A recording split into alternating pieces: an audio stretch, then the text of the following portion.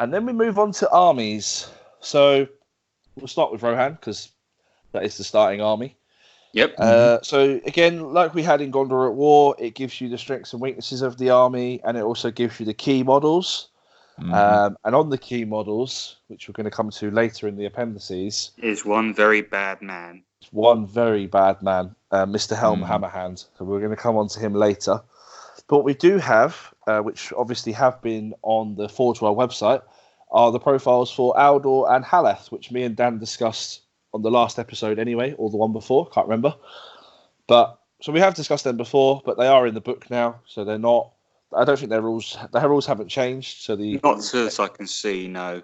The experimental rules as they are the same rules, but you just get them a little bit early to generate hype. So we've discussed them and the options of lots of good Fight 4, Fight 5, and Fight 7 Aragorn. So Lothlorien's in here. There's only models for Lothlorien, but their armor bonus is the same. So it's just because they're in the War in Rohan, I guess. Yeah, I mean, when Rumil went off the grid, off the website a little while ago, there were rumours that he was getting repackaged as a blister with Orifin, which has been teased by the people who do seminars for Middle-earth, where they've said things like, "We are aware of the third brother." Yeah. So I thought maybe this would be the opportunity for them to do it, but it's not there, and they're cycling out wood elves from the online range. So it could be that we don't see that in the near future, if at all.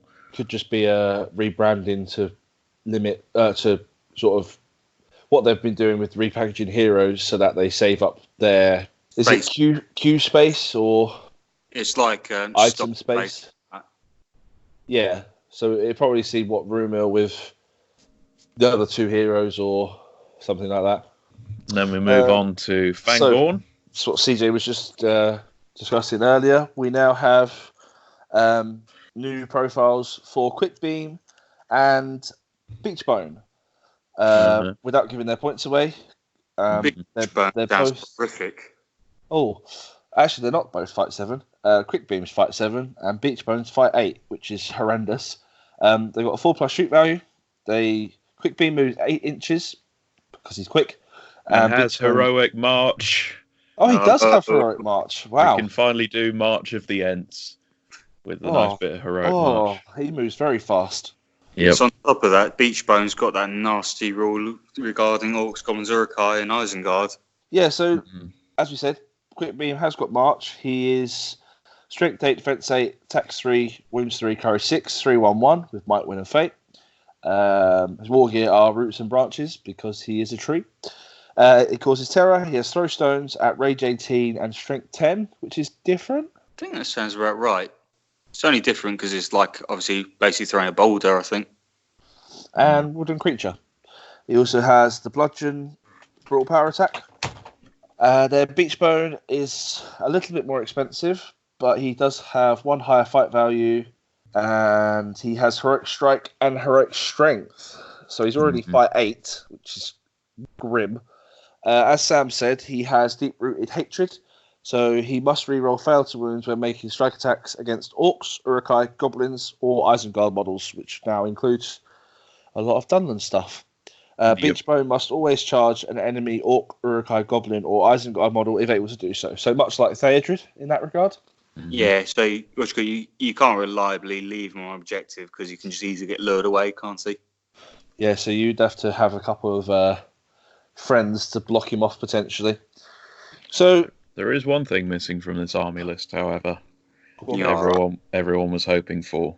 That is the horns. If there was an opportunity to do them, this was probably it.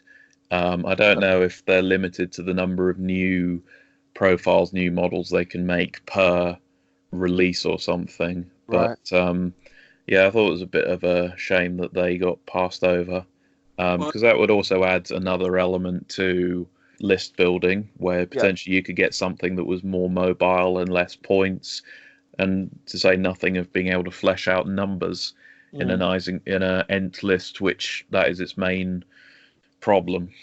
Yeah. What does Fangorn ally with? That's yellow with everything. Oh, well. To represent the fact that, they're sort of ancient and immortal, but they're also, they don't ally with anything. Right. Like they say in their little, what's got Entmoot about, what's got these are not our wars, or whatever it is. Yeah. They very much keep themselves to themselves.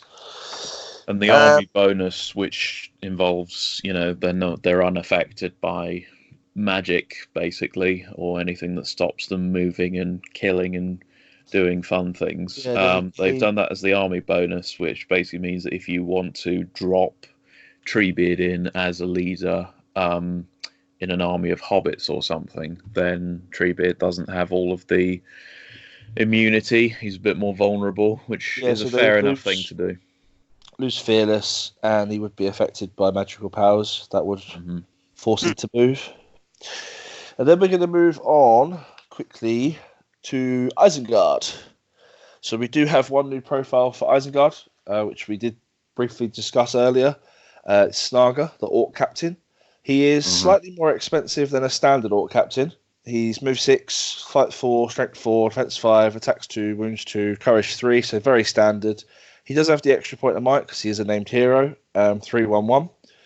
He's got armor and a sword. He's got heroic challenge, and he is a servant of Mordor, which is a passive special rule. Snaga has been sent to Isengard from Mordor and doesn't trust the Uruk-hai under Saruman's command. Snaga may only ever include orc models in his warband, and he has another special rule called Cunning Mind. Snaga can choose not to take part in a friendly hero model's heroic action and still be able to act as normal later in the phase, even if by not participating as part of the heroic action, he would normally not be able to act that turn. Additionally, if Snaga chooses to participate in a friendly hero model's heroic action, he does not have to remain within a specific range of a hero. Now, from a competitive play standpoint, that's actually quite good. Yeah, he can do as he pleases, basically. Because if you really need a heroic, obviously you don't want to be restricted. Yeah, you don't want to be. You could just be like, yeah, I'm not going to move Snaga. I'll move him after you've counter moved, and it gives you that really good. I mean, it's one model, but it's potentially quite useful. But his profile is just a bit. Yeah, it's a spicy special rule, but it'll make your opponent think a bit. And to give credit, all of the new stuff that keeps coming out, as we'll touch on with the Dunlands, seem to develop something that's a bit original. Yeah, there's new rules and mechanics brought in. We thought, not seen something like that before. So credit to the rules writing. The one thing I sort of look at and think is the heroic actions, because he's got a challenge and that's it. There's no strike, there's no defense, there's nothing that would be useful because he's got heroic challenge, but his stat line is just so unimpressive that you just think, what would he challenge realistically? I would say playing against let's say Morio Goblin list, you could challenge the captains, for example, and then build up a big pool of might to counter their big might pool. Well, potentially. Yeah, that's true. Small lists, it's good to counter, I suppose. I mean, if he had a shield, then maybe you'd say, okay, he can heroic challenge a big hero that's important to your enemy list that's got a big standfast or something, and maybe just hold him up for a turn or two. But he's got no shield, he's got no strike, he's got 2 attacks, defense 5, 2 wounds, 1 fate. He's just not going to survive that sort of thing. So he's a little bit uninspiring in that regard. Yeah, so maybe somebody who's a bit more competitively minded than me has spotted something that I haven't. But the special rule is very good. It's good for last-minute objective grabs. Like you can send the majority of your army forward with a right move to pin the enemy. Whilst he goes off, snatches an objective in domination, for example. Mm-hmm. Yeah, I mean, for his points and the fact that he can obviously lead a warband of orcs, which aren't expensive either, it's potentially a good addition. I just think, as you say, his heroic actions is a bit of a weird one, isn't it? Yeah, I mean, the thing I thought was maybe he's used his Cunning Mind rule to sneak off out of range behind the enemy line, and then suddenly he gets, the next turn he gets run into by a big hero and lots of friends, and then there's the threat of a heroic combat slingshot, and then he just says, "Nope, I'm going to do a heroic challenge." So you either accept that or you lose your stand fast, and therefore, that kind of limits. That's the only use off the top of my head. The only other thing for Isengard is we were expecting Dunland to become its own army list with alliances and everything, but they've put virtually everything from the Dunland models into Isengard. Yeah, so nice. Interestingly, there are two different sections in the book, but they are all under the Isengard banner, with the exception of the Legendary Legion, I suppose. Yeah, so Thryden remains there, but Gorolf, Frida, Oathmaker, and all of the new Dunlending troops are now as part of the Isengard list, which is interesting because it means that what I was anticipating was potentially having, Uruks, and then I'll have, for a bit of variety, I'll do Thryden as a green ally. Yeah, I mean, it would make sense that it was just a green ally. It's a bit of a missed opportunity, I think. I don't know, because now you can basically have Saruman leading 18 Wildmen and out a bit. As me and Sam discussed in the group chat, you can have Saruman with pikes and then two-handed Wildmen in front of them, so that you don't really care about them dying because you've got a fight for. Based off CJ's suggestion of, since they go with defense 3 anyway, you may as well give them two-handed weapons, let them pierce and strike, whilst the two pikes win the fight for you. Yeah. So there's some good combinations there, but as you say, it would have been nice for them to be, now they've got the model range, it would have been nice for them to be their own separate faction. And also, the rebranding of the Wildmen and the Dunlendings actually made them cheaper to collect, I believe. Really? Okay. Well, because you get 12 Wildmen. For 40? The 12 Wildmen are 30, which I think they were, probably £8.20 for 3 when they first were released. Oh, it's even worse than that. It was $8.20 for 2, I think, last time I checked. So there you go. I mean, you're getting 12 for a very good price. And then the Dunlending box, which I got for Christmas from my mum, you get 12 warriors, 4 bow, 4 two-handed, 4 shield, and you get a chieftain and a banner. So, again... That's actually 4 two-handed? I thought it was 2. Yeah. I think it is 4, it's 4. Oh, right. That's quite useful for reasons we'll get into later. I'm going to convert them into something that we're going to discuss in a minute. So the key models for Dunland, which are Isengard, but they have their own section because obviously they have a Legendary Legion, are Thryden, Dunlending Warriors, a new profile in the Dunlending Horsemen, and another new profile, which I think is very, very good, potentially, is Frida Tallspear, who we're going to talk about in a moment. So the first, my new beast. Yeah, indeed. I think she's going to be a lot of people's new beasts. So the first new profile is Goruth Ironskin. He is a hero of fortitude. He has move of 6, fight 5, strength 5, defense 5, which is very good. The defense 5 is a bit but he kind of covers himself in that regard in a minute. He's attacks 3, which is very good, because I don't know of any other... Because Thryden's not 3 attacks, is he? He's 2. This is his real weakness, on top of the fact is, I can't remember exactly. I think to get his mighty blow, you have to go two-handed, don't you?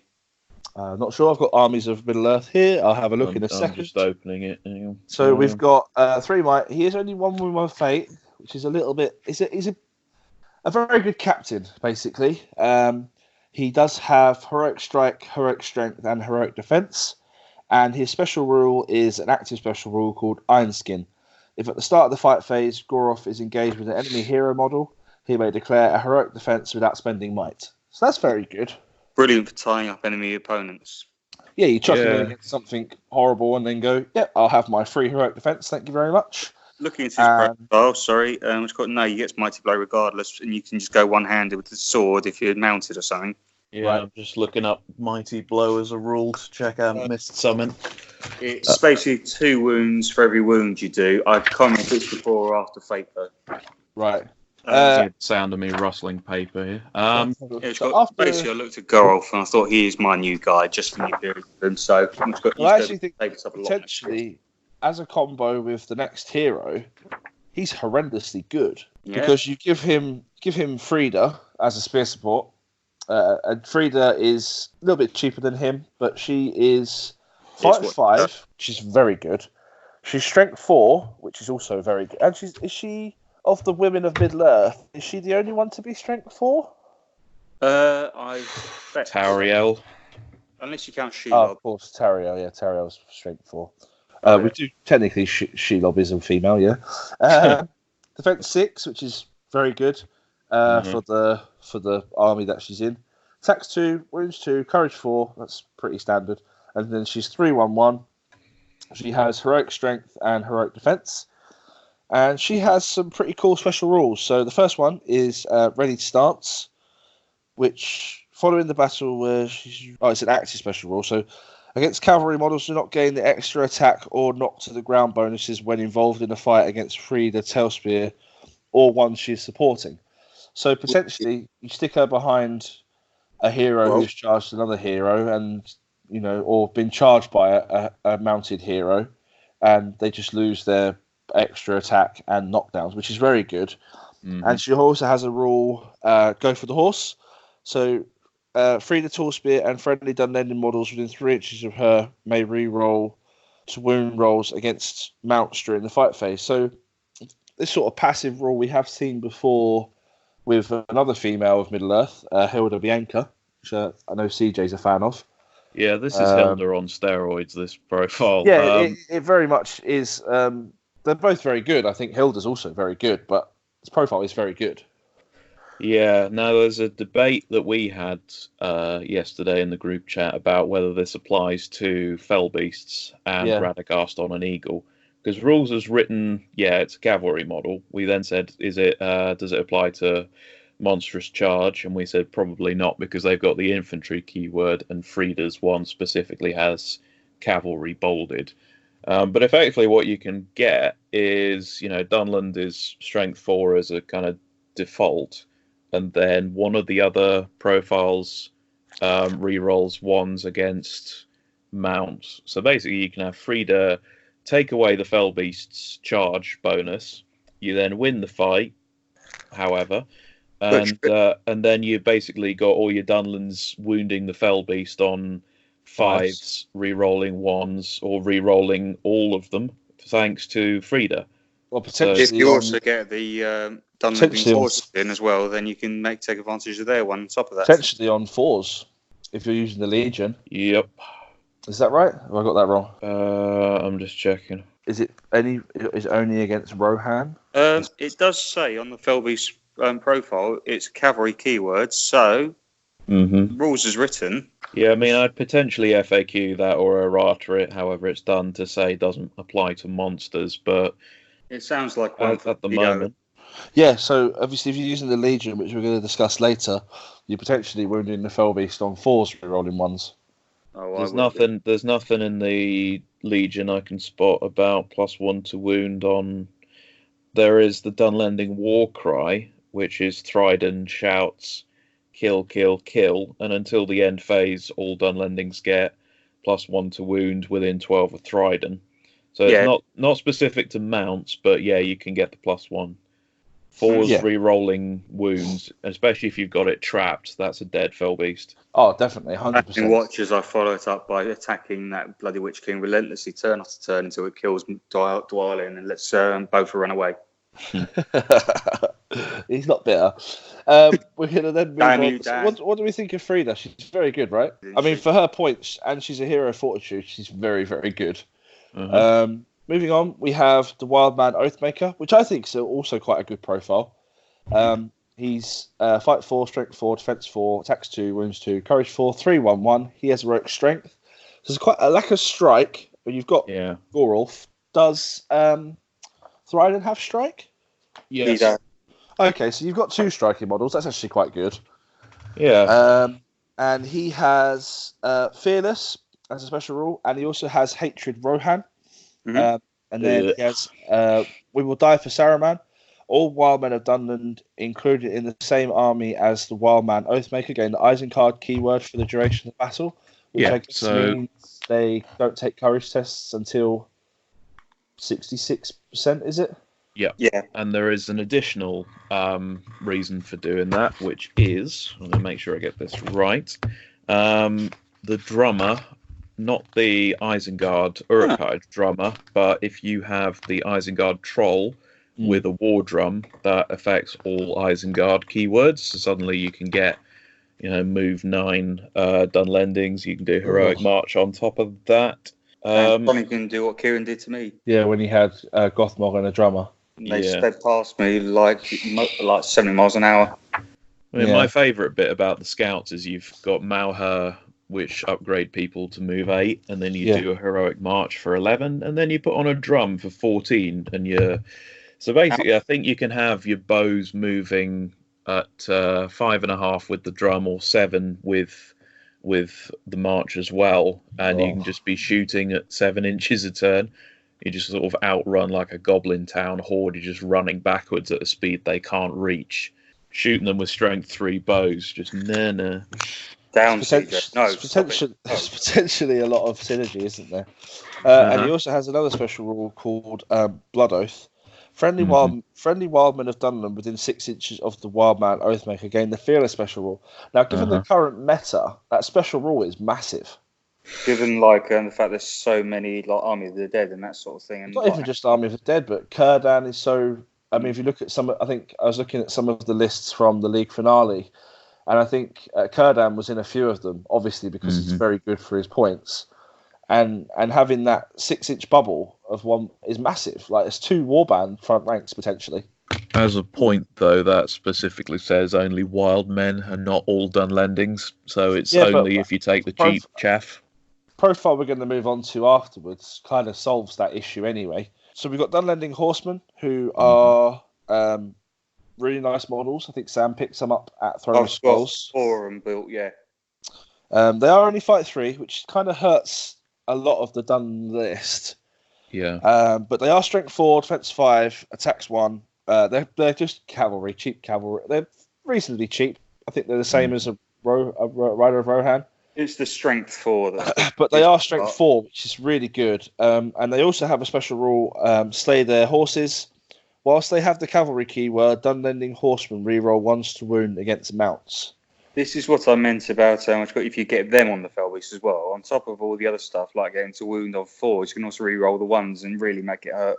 Well, if Frida's in there, then you get to reroll failed wounds anyway, so that supersedes that. But I'm looking at the profile and I'm just thinking, so if if it's a Legendary Legion of Dunland, then fine, you got to go with this. But if you're in an Isengard list, then so if you take a Warg Rider with shield, that is exactly the same points. It's 1 courage lower, but it also has the potential for the Warg to stick around when the rider gets killed.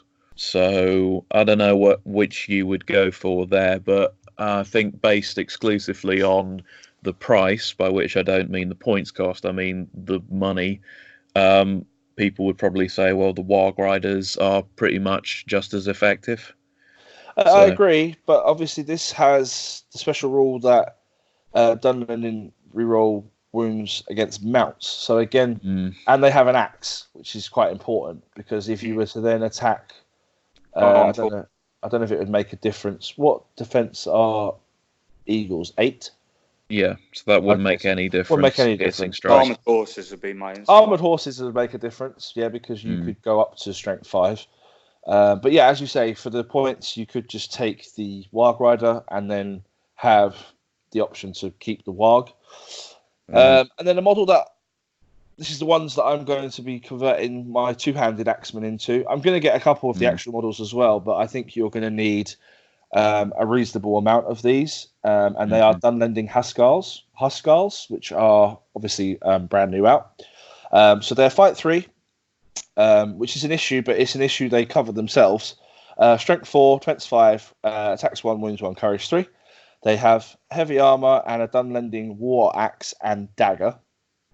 So the war axe, very much like like Bifur's axe in Thorin's Company, and the Don Amroth. You mean the Axemen of Lozenark? That's the one. Yeah. Think of them. So they are an axe or a spear, which is really cool. They have the bodyguard special rule, which again is very good for an Isengard list, because if you have Saruman, he's going to be your your leader, and then they bodyguard him because you're probably going to be keeping him out the way anyway, which covers the low courage for the army somewhat, and it also means that your wildmen potentially have fearless, and then these guys have bodyguard, so it's pretty cool. Favour of the War Chief is the other special rule, or additional special rule. Dunlending Huskarl supporting a fight within 3 inches of a friendly Dunlending hero gain +1 for the fight value for the duration of the fight. Because obviously you're losing a lot of fight 4, or you don't have any unless you're taking pikemen. It's really good because you're going to want to include a lot of heroes because there's a lot of models potentially that are quite cheap in this list. If you're just taking Dunland as a standalone, an Isengard list built of just Dunland models, you've got 4 named heroes with Thryden, and then you've got you're going to have to include a chieftain for March because you don't have access to it otherwise. I don't think, unless Thryden's got it. I haven't got his profile. He doesn't. I think he's got strike and strength. Yeah, so you're going to have to include a chieftain, but again, they're not expensive. So you're looking at a lot of heroes to give you fight 4 across the board, potentially.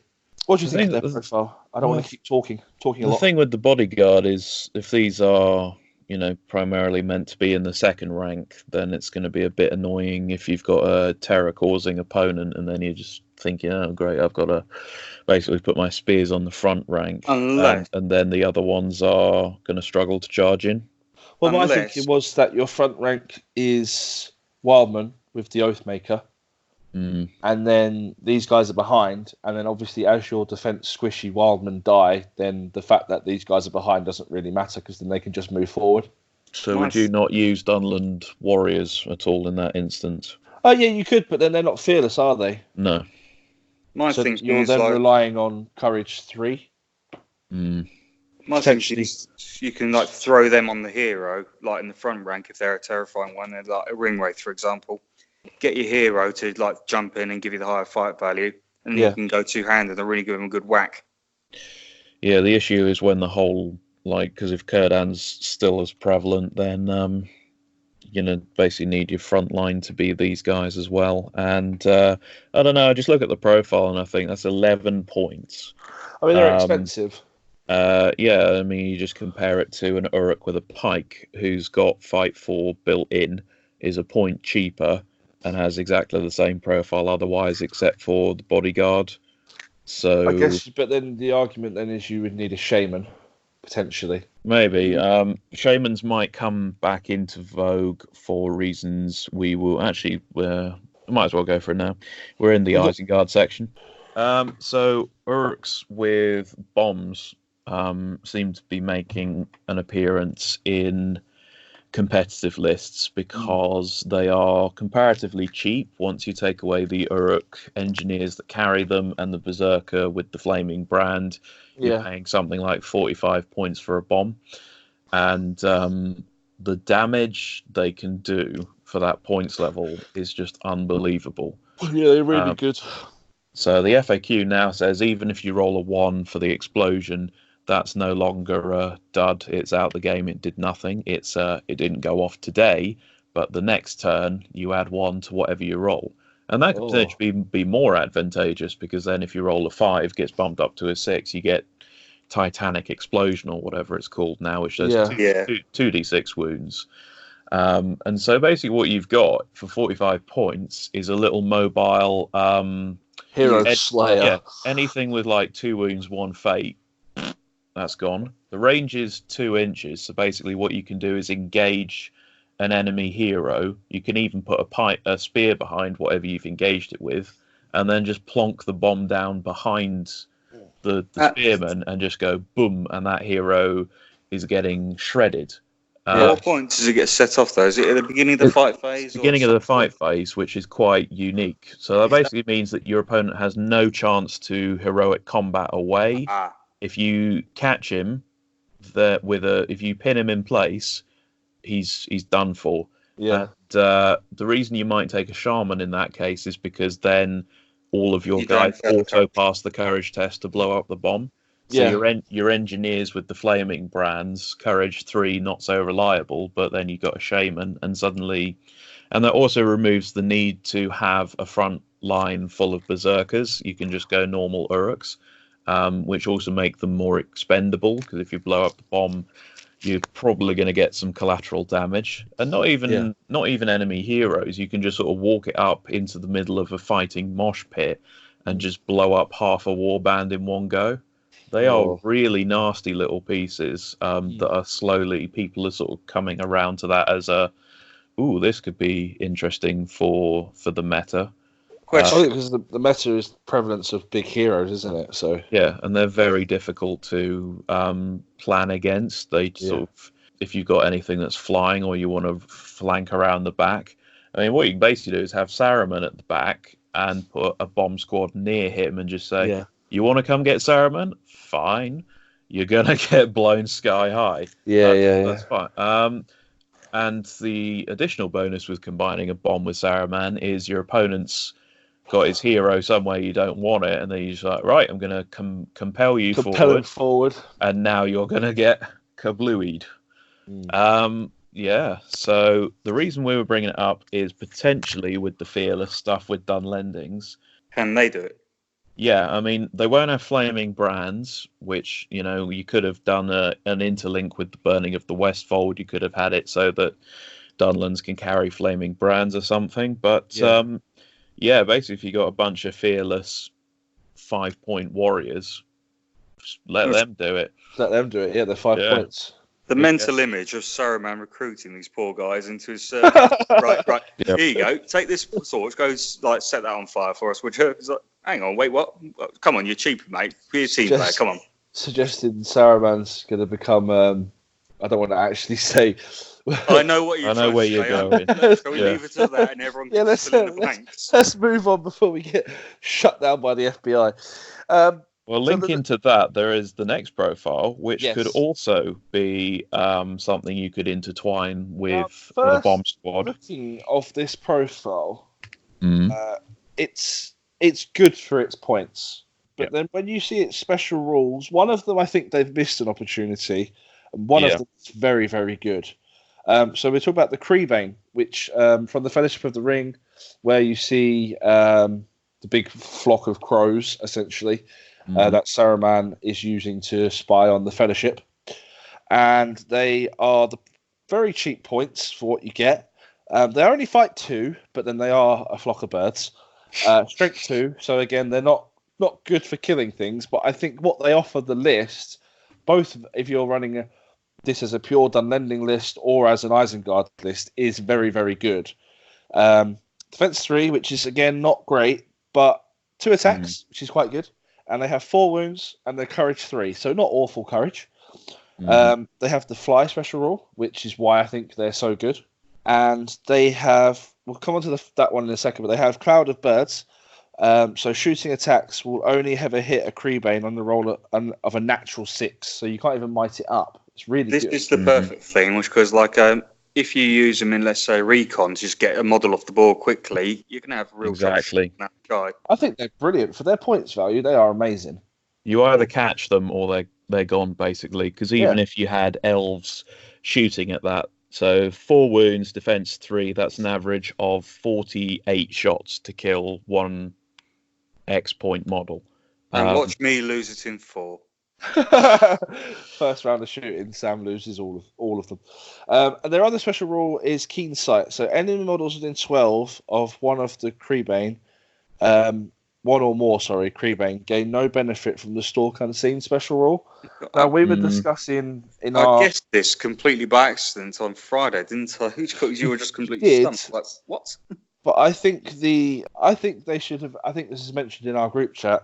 Yeah, they should have had the similar rule to Radagast with his birds, but for Saruman.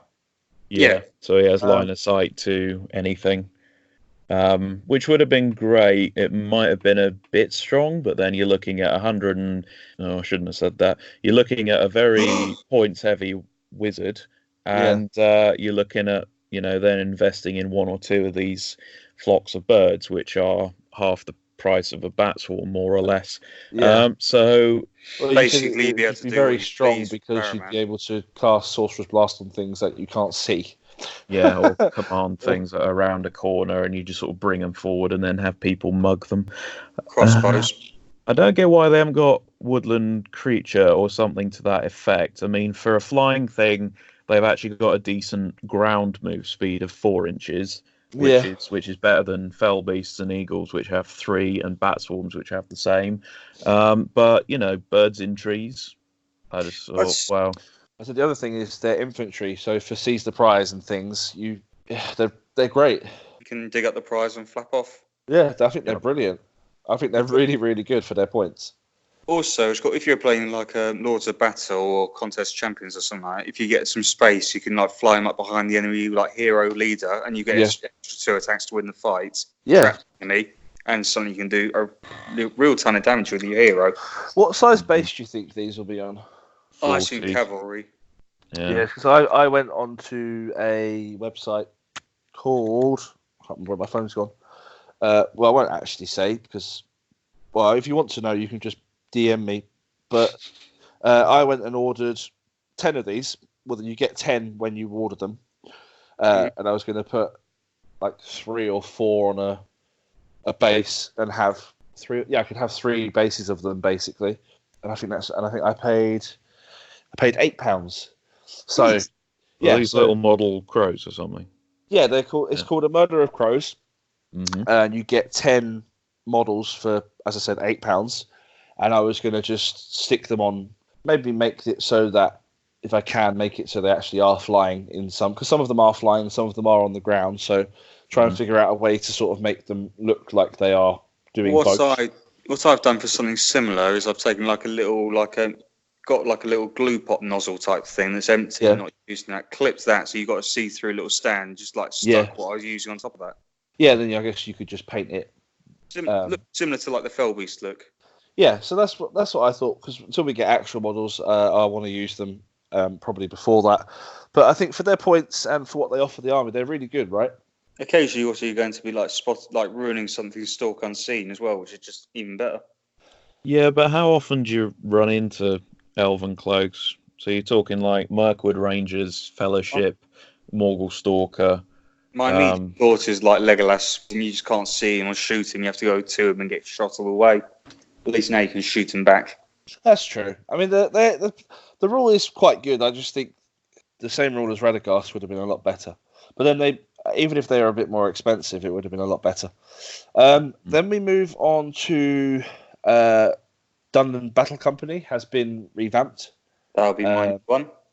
Which obviously adds the new models and profiles we've just been discussing and talking about for a long period of time because me and Sam are excited. And we are moving on to Legendary Legions. So it's not something new. We had them in Gondor at War. We had them in the is it Shire, Scouring of Shire book. So the first one is the Defenders of Helm's Deep. So this consists of Theoden with heavy armor. You can buy him a shield. Gamling, you can buy him a banner. Aldor, the archer that we saw earlier. Haleth, son of Hammer. The King's Huntsman, you can have a Captain of Rohan. Aragorn Strider with armor. Legolas Greenleaf, you can give him all of his upgrades, apart from a horse. Gimli, which obviously you can give him a cloak. Haldir, you can give him a cloak. A captain of Galathrin captains, you can give him their options, apart from can they have a horse? Mm-hmm. But they can't in this. Then you've got Warriors of Rohan, Rohan Royal Guard, and Galathrin Warriors with all their options. Special rules for this one are quite interesting. First thing I'll point out with the list, though, Haldir is 5 points undercosted. Heavy armor and elf bow is 15 points together. Right. And he comes with those as standard in this list. So without giving away the exact points, he is 5 points undercosted. Don't know if that's an error or just something that a perk of the list. It might just be an errata, I think, but it remains. Have we seen that before in Legendary Legions where things are a bit cheaper? Not as far as I can remember. I mean, you get Andoril for free in half of the legions, but that's about it. Okay, so maybe that's just a small error. Not that much. So it's a nice little infantry Rohan force. Yeah, so the force must include Theoden, and he is always the army leader. Mm-hmm. they all must have the infantry keyword, and they can, as a maximum, they can only have 33% of its models with the Lorien keyword, which is quite cool. Yeah, because otherwise you potentially just take, the heroes and then just spam Lothlorien. Yeah.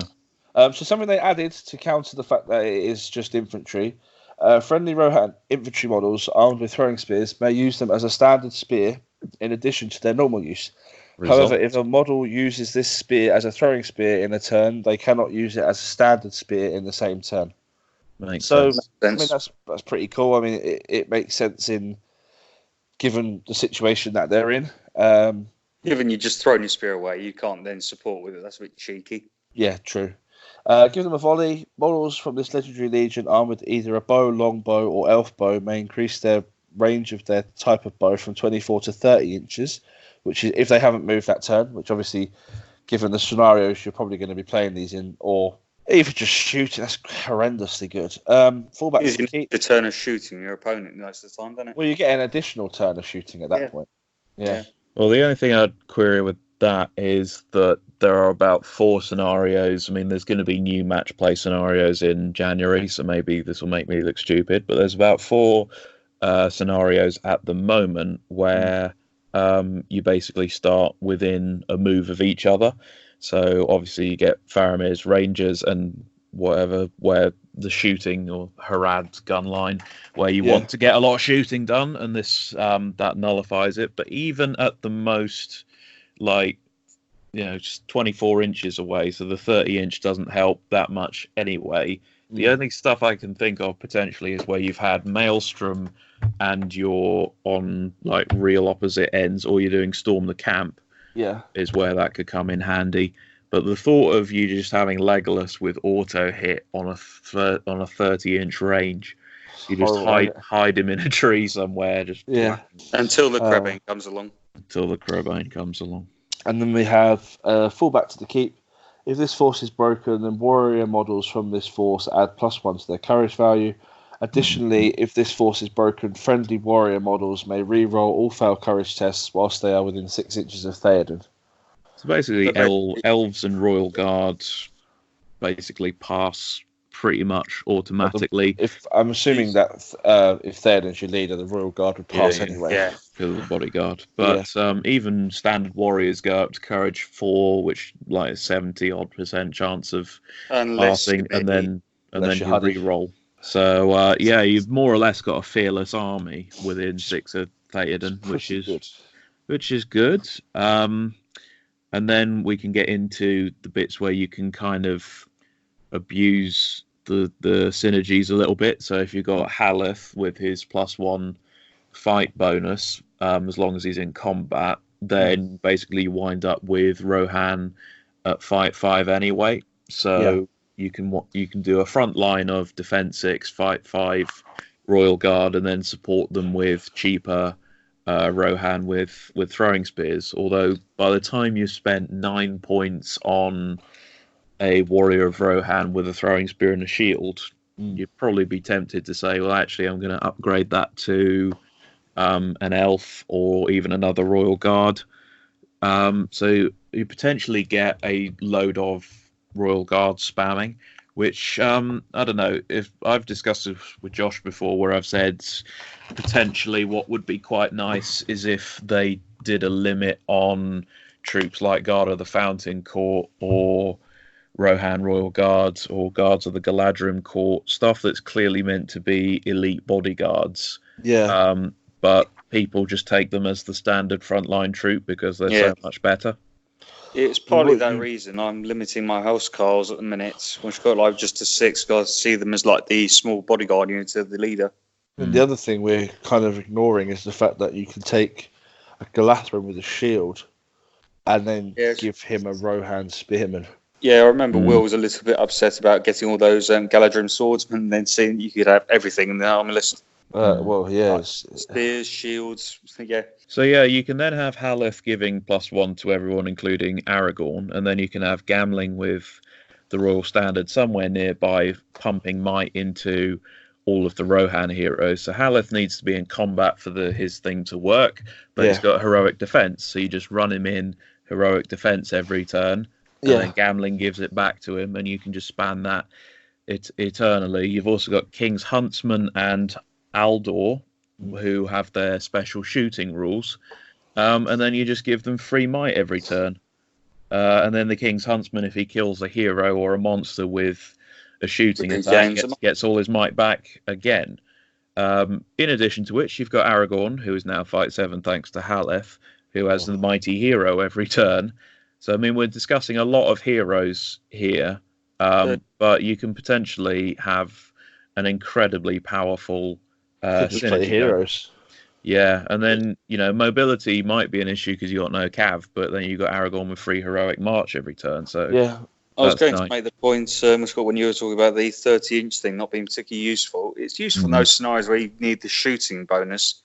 But like Scott, then, as you just said, when you've got the stand-up and fight scenarios where you're up in each other's face from the word go, you're still pretty covered. The only thing I look at this and think they're really going to struggle there is potentially Contest of Champs, because Theoden on foot is not as strong, and you've got no magic to shut down your opponent. But then you can just sort of run Aragorn or even Haleth into the opponent's leader and heroic defense your way, while Theoden tries his best to chop through whatever he can. Or even better, you just sort of say, okay, Aragorn, go kill the other leader, so that he doesn't get any kills anyway. Does Aragorn get Andoril in this list? No. He does in the book, but not in the film. Yeah, it's based off the films, from what I can see, because otherwise I don't think the elves would have been there either. It's got, that's basically my suggestion. Just put Aragorn beside your leader, let Theoden go off and get some nice easy kills. That's Aragorn beats up the big guy at the front. Well, Theoden also goes up to Fight 6, would he not? No, I was wrong. Aragorn and other Rohan infantry models. That's all of the heroes. Oh my giddy aunt. Potentially, that list is horrendously good. A lot of Fight 6 and 5 heroes in there. You could just take heroes, right? And all hero lists from that list is good, right? I'd advise, if you're going to do all hero, you go mounted, though, just because you need the charges to really do the damage. But you can't mount, so... No, it's infantry list. But, I mean, if you were to take... as far as just the infantry list goes, that's grim. But you go a lot of Fight 5 warriors in there as well, just to give you the extras. And you go throwing spears, elven bows, it's got extra range, massive heroes tucked in there. Some cheeky elven blades. Yes. It's pretty strong. It's very strong. It's not as good as any of the mounted lists, though. Let's just put it out there. Like, you're still going to take Riders of Theoden over. I'm sure it'd be a nice little one for CJ's events in July, wouldn't it? Oh, sure, because I think, 700 points, what you do, Aragorn, Theoden, Legolas, Haldir, 24, Royal Guard with throwing spear, and then 12 elves with bow, and then, if you start, however far apart, that's going to shoot you to death. Then once you get to within 8 inches, here's 24 throwing spears in the face. It's like Corsairs on steroids. Yep, and then that's a really solid infantry block as well. Yeah, it's horrendous. As you say, we are going to move on to Theodred's Guard. So this is Theodred, Hair of Rohan. He has all of his upgrades. Elfhelm, Grimbold, Captains, Warriors, Riders, Royal Guard, and Outriders. Theodred has to be the leader. It always has to include and is the leader. And there's some special rules. So Protect the Prince, all models in this force gain the Sword Protector, which is really good. Is that the same as Bodyguard? It has to be to a specific hero. Okay, so you can't bodyguard anyone. It has to be specific hero. So your whole army basically looks after Theodred, which is really not good. necessarily, because Bodyguard is always the leader, whereas Sworn Protector is. It specifies in the brackets which one it is. I was thinking if you could choose. I was thinking if you could choose any hero, then potentially what you do is run, a captain of Rohan with heavy armor and shield, and just say they're all sworn to him. And hide him at the back. His entire job is to not run away. 7 shield. Yeah. So Riders of Theodred, Captains of Rohan, Riders of Rohan, Rohan Royal Guard, treat Theoden as if they were a Theoden for the purposes of a Riders of Theoden special rule. Mm-hmm. So that's very good. Fighting ranks, friendly Rohan infantry models armed with throwing spears may use them as standard spears. So again, it's the same as idea. Previous. So yeah, this is actually probably better. Riders don't get +1 strength on the charge, as far as I can tell from reading this. Is it not Riders of Theoden special? No, that's fight bonus. Okay, but then they've still got axes, so yeah. So you can potentially get up to strength 4 if you want to. This also does not have the bow limit ignoral, so you've basically got to have either a lot of Royal Guard or you've got to have Grimbold leading a foot division, so you can't just spam riders, which is fair enough. Yeah, I think it's on purpose, though, because there was a lot of Rohan on foot at that battle, I think, in the Fords of Eisen. Okay. James may correct me one day, like if I'm wrong, but... It's a very cool list, though. Mm-hmm. Well, it's nice to see Theodore get some opportunity to really shine. And he's been re-released, hasn't he? Foot and mounted. I mean, I took him to a league event this year. Sorry. Yeah, you did. And I munched him. Guess who it was against? It was against Mr. Tom. And me.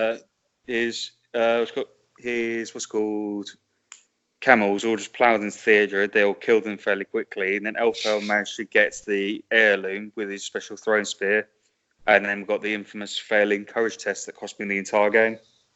And then our game where you played him and I was playing Blackgate Opens. That's right. You moved the Rohan Royal Guard first, and then you went, I've now got to charge Theodred pretty much by himself because you'd moved everything. And I was like, oh, that's harsh. Momentary lapse in judgment, moved the wrong thing first, off he goes, and now we've got to commit. He got munched by a troll chief, and then Elfhelm got killed by the mouth of Sauron. It was funny. Riders of Aemir, which that had a lot of attention when people first read it when it got released because of this Look to the Sun rule, which basically gives you a battlefield-wide shade effect for one turn. Yeah, and it's a nice way of representing Gandalf blinding light, essentially. Doing that miraculous rising of the sun thing, and all the Uruks go, ooh, can't see, smash, even though you got cavalry running into a pike block. But the problem with this list is there is no fight value bonus, and there are no Royal Guard. So your standard riders are stuck at fight 3. So they do get +1 strength on the charge. They do, but they've got to win the fight to be able to use it, and that's what they'll struggle with. Well, the fact that the fight value, I mean, I guess it's the initial charge is what it has to do the damage, and obviously the initial charge is when you would do Look to the Sun. Yep. And then you just hope that you basically roll better, which... Well, all you need is a 6, and then the Warriors can't win. Yeah. And if you've got axes, you go up to strength 6. No, 5, sorry. 5, yeah. So that's just pretty good. But again, it's just another Rohan Legendary. It's all right. It's pretty quirky. I don't think it's as good as... I mean, it's still not as good as the other ones, that the Riders of Theoden one. That's the best one. You get Gandalf on Shadowfax, who can lead Rohan troops, which is, the big... Apart from the Look to the Sun, that is the big selling point of the list. You can put Fortify Spirit on Erkenbrand and Aemir, and you can blast to your heart's content. But to be honest, with a standard Rohan list, Gandalf the White is a green ally out of Minas Tirith anyway. Yeah, so but if you give Aemir all of his stuff, you're looking at so many points just for 2 heroes. Yeah, it's ridiculous. It's good. It's fun, but it's not competitive. And I know that's not the be all and end all. But we then move on to the Pass of Druiden, which is something we covered earlier, which could potentially be both, because there are some really nice rules in here, including making Rohan fleetfoot within a certain perimeter of Wild Men of Druiden, and they win heroic move offs on a 3+. Elf Blade. They get Elf Blade heroic move offs. Which is what cavalry really... Rohan's always struggle with that. So you charge in, you get 1 turn of death and glory, and then basically you're at the mercy of the heroic move-off gods. But winning heroic move-offs on a 3+ is enormous. I mean, if that was rolled out to more of the Rohan Royal Legions, Legendary Legions, that would be deadly as all hell. But it's a nice thing to make this one unique. I would have potentially liked the Woses to have the mercenary ambush rule. They just jump out of trees or terrain or wherever. But maybe that would make it too strong. I think it's also because I don't think that would work with the what's called narrative of the Legion, if that makes sense. Because the whole idea is they're basically guiding the Rohirrim through the forest. Yeah. So the Legendary Legion must include Theoden and Garn. Garn is the only one who can lead Woses, which obviously makes sense. At the start of the game, before waypoint special rules waypoints. At the start of the game, before either side is deployed, this Legendary Legion's controlling player may place 3 25mm waypoint markers anywhere on the board. Whilst within 6 inches of a friendly waypoint marker, friendly Rohan models do not suffer any penalties for moving or charging through difficult terrain. So I guess if you look at your board at the start and you go, right, that's going to be awkward, that's going to be awkward, that's going to be awkward, and you go plop, plop, plop, and you can just carry on freely moving forward. Friendly models may re-roll ones to wound when making strikes against orcs, goblins, or Uruk-hai models, which is for everyone, which is really good. And Noel paths. If during the move phase, models from both sides have declared a heroic move, as CJ said, that you would win it on a 3 instead of a 4. So yes, it's a very good list. Again, they don't have the bow limit thing. You can ignore that, which is good. I mean, unless you've got a really heavily terrained board, I mean, things like Seize the Prize or Seize the Heirloom, where your opponent might be tempted to dig it up and then go hide in trees so that your Rohan can't. Nope. Or Fog of War. Or Fog of War. And then he's just like, yep, I can charge in here and here, and suddenly there's nowhere to hide. This is surprisingly good. It's maybe one of the fluffiest narrative legions going, but the rules are really good. And the fact that the models you have to take aren't overly expensive. You can get away with still having a pretty meaty army with just those 2 heroes. Yeah, I mean, it forces you to have Garn and a thing full of Woses, but then you've got infantry for digging stuff up and claiming objectives and climbing up things, which you don't want to have to dismount one of your Rohan guys to do. Do Woses have cloaks? Can't remember. I think so. Yeah, so potentially they're not awful. Anyway, you can just put them in a piece of terrain and blow pipes at people. Yeah. Yep. Right, on to the evil factions. Yeah, so Ugluk Scouts. Now, one of my favourite parts of the Two Towers is the scene where you have the big, scouty fight off with the orcs and they get mauled by the Aemir and his company of riders. But you have Ugluk, Mahur, Grishnak, Snaga, Scout Captain, which obviously just came back in the... You got the Scout with the 2-handed weapon Captain, which just came back with the releases that came out yesterday. Orc Captain, Uruk-hai Scouts, and Orc Warriors. And Ugluk Scout Force must include Ugluk. Ugluk is always the leader. Only Orc hero models may lead Orcs, so Grishnak and Snaga. And only Uruk-hai models may lead Uruk-hai, obviously, so Ugluk and Mahur.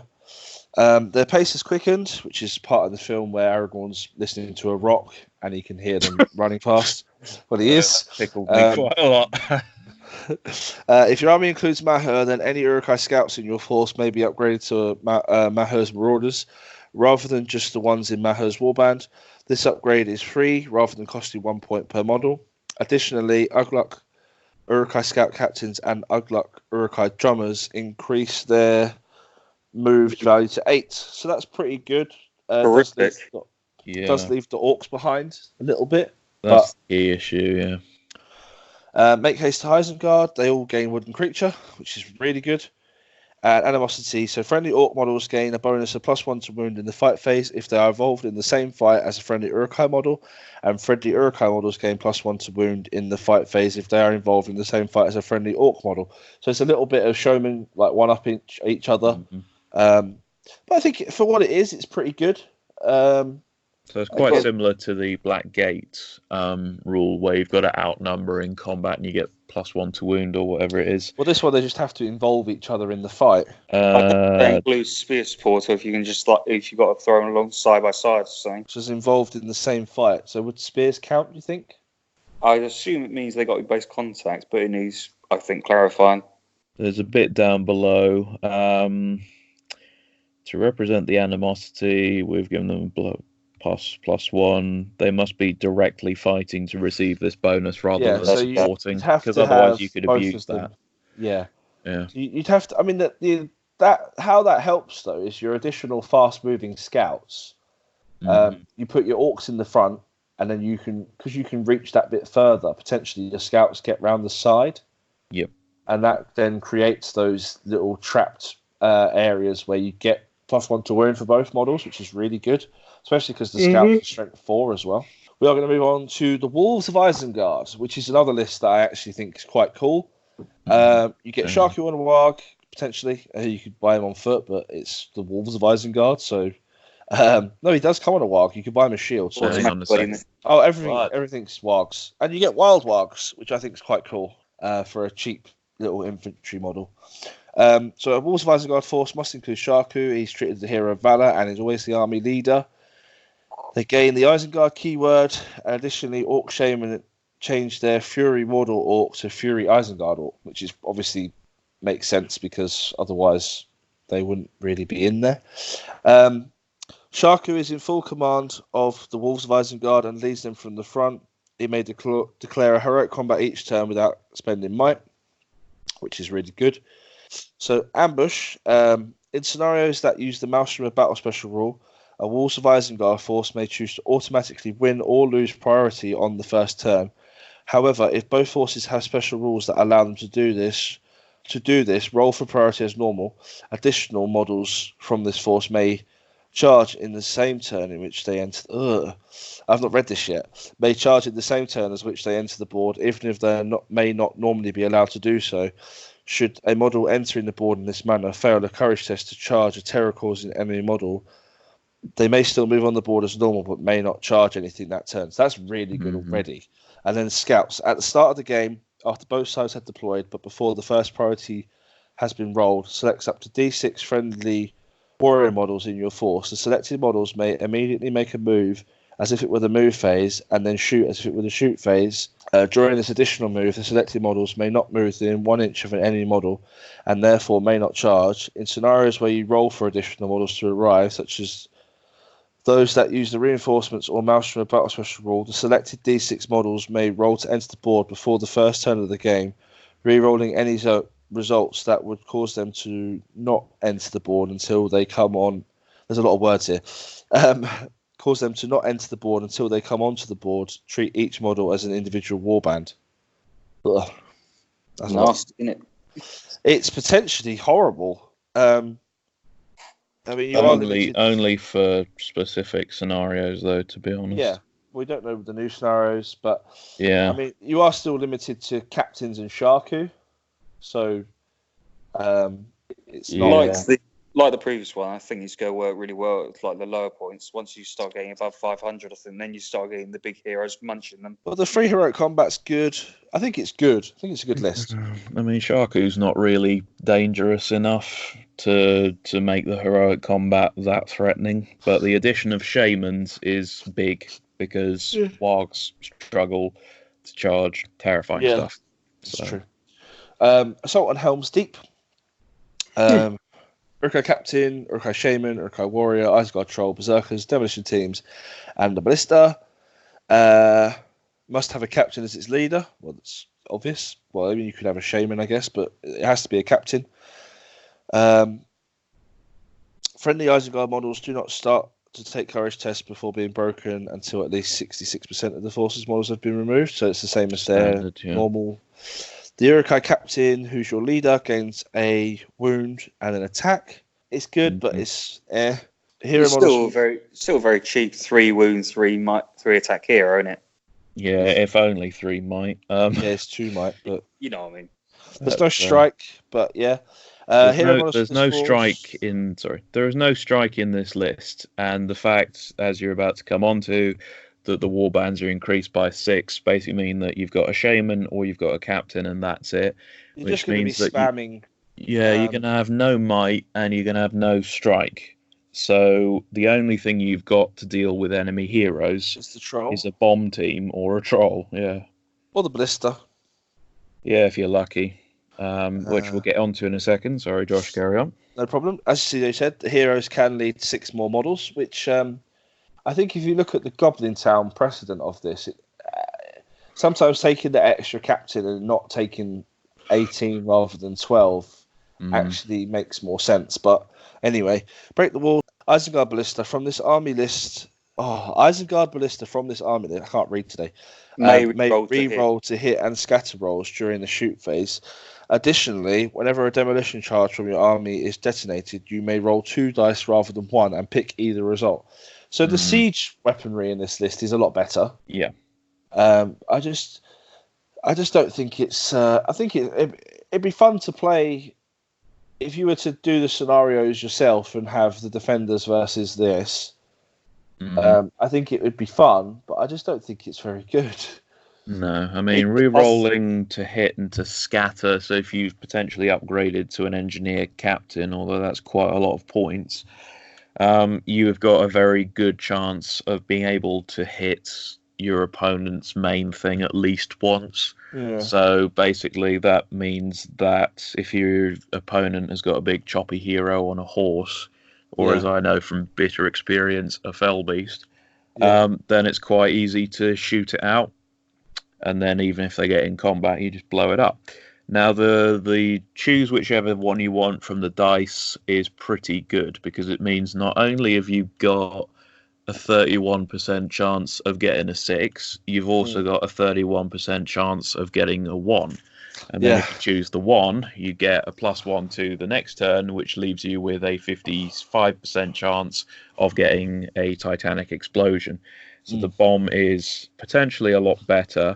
So I mean, if your opponent's got something like something with 3 wounds and 3 fate, especially if he's got re-rolls on the fate like somebody with an elven ring, then potentially that's very good. Yeah, I think as I say, I think it's fun, and I think it could be decent for if you're playing a massive Helm's Deep, like I don't know, 1,000 points aside or something. It could be quite good, but I think for most match play events, it's just a bit I think it'd be a really good like 7 Stones army. It's got that like fluffiness to it. It's definitely fluffy. I think from a theme standpoint, I don't know about the troll, but from a theme standpoint, I think it's great. I just think from a competitive standpoint, it's a bit but it's cool, you know.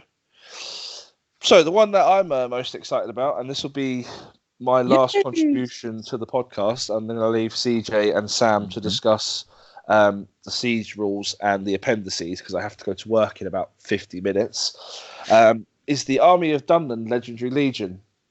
I wasn't getting a Dunland army prior to Throne of Skulls, but I saw those new models and Sam got me them. I gave him the money, but he picked them up for me, so that suddenly sparked an interest for me to collect a Dunland army out of nowhere. But yeah, Army of Dunland, it's a Legendary Legion. Obviously, that's the section we're in, but it contains Thryden, and he has the option for a horse. Gorolf Ironskin, Frida Tallspear, the Wildman Oathmaker, Dunland Chieftains, Dunland Warriors, Wildmen of Dunland, Dunland Horsemen, Dunland Haskars, and Creebane. It must include Thryden, and he is your leader, but he does get Hero of Valor, so he can lead 15 models. Now, the special rules, this is just definitely an anti-Rohan army, but, I mean, given the amount of Rohan that we currently see, is not a bad thing. So, friendly Dunlendi models gain Hatred Rohan special rule. Given the whole army's pretty much strength 4, that's grim. You're killing things on 4s, which is horrible. You'll kill the mounts on 3s and the riders on 4, yeah? Yeah, it's grim. It's horrid. Dunlending Pride, the range of banners in this list is increased to 6 inches, which again is really, really good.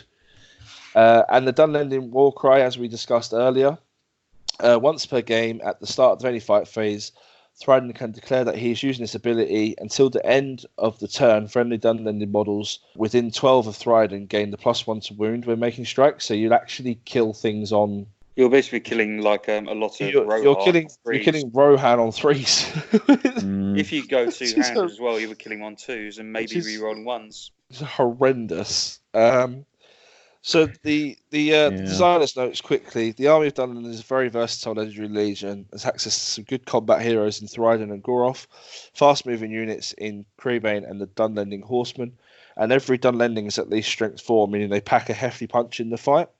And the Dunlending Warcry special rule means that once per game you can give all of your Dunlendings within 12 inches Thriden +1 to wound. This helps cut through foes even quicker, as it's particularly deadly against Rohan thanks to their Death to the Forgall special rule. Yeah, it's against any army, I think it's quite good. You just have to time it right though, because if you the special rule is amazing. I mean the list itself is quite good anyway.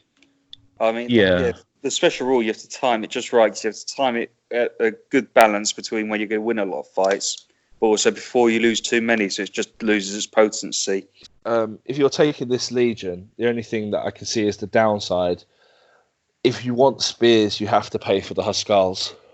Yeah, which are not only very expensive points-wise, but they are the most expensive infantry models I can remember ever, because it's Forge World. Fair enough. Oh, you mean money-wise? Okay. Yeah, it's £21 for a blister of 3. Yeah, financially and just to get them in your list, they're 11 points. Yeah, so an optimal build, you could have a front line of potentially fearless wild men who are very cheap. You can give them two-handed axes for the extra killing potential. Then you stick Huskars behind them for days, and then you've got 6-inch banners, and then you stick heroes every 3 inches in order to get the Huskar additional stuff. And then you've got basically a fight 4, strength 4 shield wall, which is banners for days with a you can fly, you've got horses to take away spears and stuff.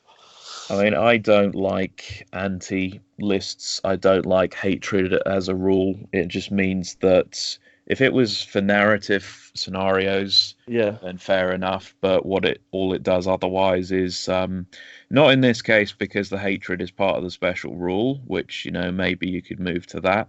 But for a lot of other profiles, you pay the points for, e.g., Watcher of Kana, Hatred of Spirit, and that's included in the profile.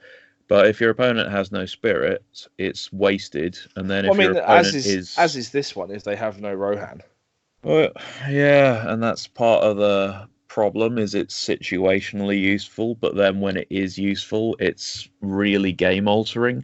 The Warcry is incredibly good. It's the same as Death for Theoden, I believe. Theoden's Death. I think that's free heroic strike or heroic combat for turn. What's the one where they get +1 to wound? They don't. They get +1 strength on the charge. It's quite similar to Gothmog's Time of the Orc or whatever it is, where everybody gets to re-roll. This is just sort of slightly worse. Oh, worse? Yeah, because with the Morannons re-rolling to wound with the +1 hatred of men, then that's going to kill a lot, whereas this is just +1 to wound. That's true, I mean, you get +2 against Rohan, but again, it's entirely situational. I don't know if this was the thought process, but it feels sort of like they've gone, oh dear, we've got 6 Rohan Legendary Legions, and we've got a Rohan list, and we've got the Helm list, which is at the end of this book, so we're going to introduce something that's just a very hard counter to that. So we're going to have... What defense is Theoden with his shield? With heavy armor and shield, he's 7. So potentially you give a Dunlending warrior an axe, because you can, or a two-handed axe if you really want to. Yeah. And he'd be strength 4 base. So he'd get 5. Strength 5 +1 to wound for going two-handed. Mm-hmm. And then he'd get +1 to wound because it's Rohan. Yep. And then if you've called Dunlending Warcry, he gets another +1 to wound. So I think you're wounding Theoden on 3s. That's horrendous. Is it 3s or is it 2s? Strength 5. Strength 5 would be 5s. It'd be 2s. Yeah, 2's re-rolling 1's probably if you're close. If it's the whole re-roll 1 thing as well. It's a two-handed axe, so like that's grim. Take that, Theoden. I mean, it's very situational, but hypothetically, that is horrendously good. I mean, it's definitely an army that I'm going to use at some point next year. It's going to take me a little while to put all the models together because I think you're going to need a lot of them. From what I've been doing with my list building, I think 400 points you're looking at about 29, about 700 you're looking around 50. Yeah, so I've currently got a box of Dunlendings and 3 heroes. So yeah, it's going to be a slow roll, but you've also got enormous hoarding potential. Your most expensive hero with a horse is less than 100. Yeah, and then all of the other heroes. And he can lead 15. And you can lead 15, and then you've got Wild Men of Dunland who are 5 points each. That's so cheap. So you can have a unbelievably large army potentially for this. If I take the Oathmaker and a full warband, it's what 100. He's just over 100 he'll be points. About below 120-ish, I think. Yeah. Assuming you get some two-handed axes in there, it's probably closer to 120. But yeah, that's 13 models for 120 points is really good, and they're fearless. Yep. Take that, Goblin Town. Yeah, go Goblin Town. I've also had a quick look at the Allies Matrix. Right. And Isengard are not green with anybody, but they are yellow with Corsairs of Umbar, Easterlings, Far Harad. It's also got Mordor, Moria, Serpent Horde, and Khand, interestingly.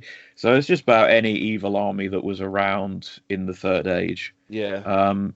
So, I mean, a lot of people at the more competitive end use yellow evil lists because forego the bonuses and come up with some nasty cocktails. But it basically means that you can drop Frida and her anti-cav stuff into quite a lot of evil lists.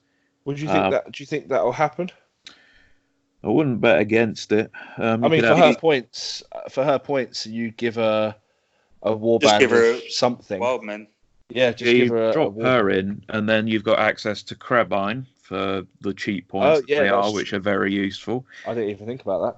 And then you can stuff in some Wild Men for, as we say, very cheap axes. So I mean, if someone for what? Yeah, so for just over 100 points, you get her and 2 Krebine.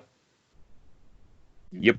So which is really good. Yeah, you could drop that into Mordor or Moria or lots of different things, and that would be potentially very good. I mean, especially Moria, where the whole thing revolves around the fight bonuses for trapping and Groblog's crown and things, but that is so sort of situational and luck based. I don't blame people who yellow it up. To yellow that up. Yeah. So you could potentially get fight for spears behind goblins. And the ability to deal with Cav, because suddenly you got Frida and all of her Huskarls, and then you got big flappy things to go around with the bat swarms. So then you got Krebine teaming up with bat swarms, and basically means that anything that's not fight 7 is going to be on the same fight value as fight 6 is going to be the same fight value as the Krebine, so you could send them around as a nasty Krebine only fight 2. Yeah, fight 5 gets down to 2 by bat swarms. Oh, of course, it rounds down, doesn't it? Yeah. So you could send them round as a nasty little tag team duo. But anyway, it's all speculative. DJ, I'm going to vomit. And with the discussion of the army that I'm most excited for, I'm going to be leaving the podcast at this point. Run, Josh, run. And I need to go and get myself ready for work. To make money so you can buy new toys.